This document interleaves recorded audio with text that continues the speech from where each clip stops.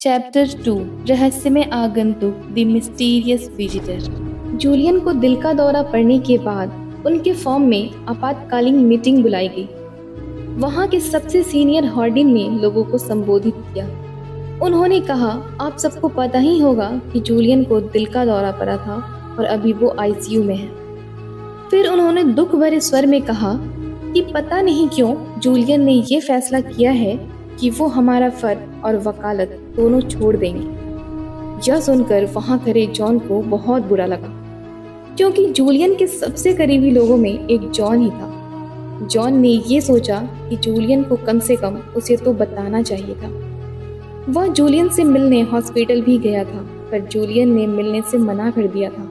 यहाँ तक जॉन से फोन पर भी बात नहीं की। जूलियन ने यह निर्णय लिया था कि वो भारतवर्ष जाएंगे और वहां जाकर सादा जीवन जिएंगे। जूलियन को आशा थी कि उनके सभी प्रश्नों के उत्तर रहस्यमय धरती भारत पर ही प्राप्त होंगे।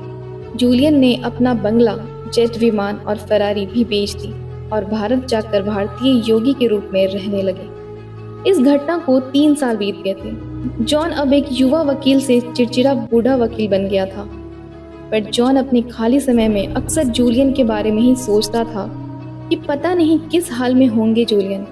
जब से उन्होंने वकालत से संन्यास लिया है, तब से किसी को एक पत्र तक नहीं लिखा था। तभी एक दिन जब जॉन अपने आखिरी क्लाइंट से मिलकर फ्री हुआ था, तभी उसके सेक्रेटरी ने आकर कहा कि जॉन कोई आपसे मिलना चाहता है और वो कह रहा है कि आपसे मिलना बहुत जरूरी है।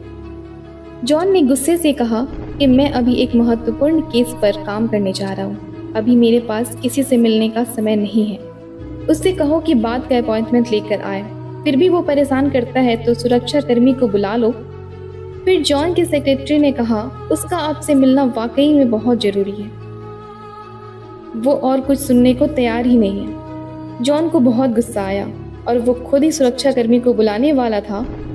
फिर उसने सोचा, क्या पता वाकई में उसका मिलना बहुत जरूरी हो। यह सोचकर जॉन ने अपने सेक्रेटरी से उस व्यक्ति को भीतर भेजने को कहा। वह व्यक्ति दरवाजा खोलकर जॉन के कैबिन में आ गया।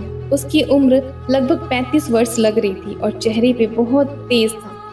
वह व्यक्ति दरवाजे पे खड़े होकर जॉन को देखकर ऐसे मुस्कुरा रहा था जैसे भगवान बुद्ध अपने किसी प्रिय शिष्य की ओर देख रहे हैं। काफी देर तक चुप रहने के बाद वह व्यक्ति डांटने वाले स्वर में बोला, जॉन, क्या तुम आगंतुकों के साथ यही व्यवहार करते हो, और खासकर उन लोगों के साथ जिन्होंने तुम्हें कोर्ट में सफलता प्राप्त करने के बारे में सब कुछ सिखाया हो?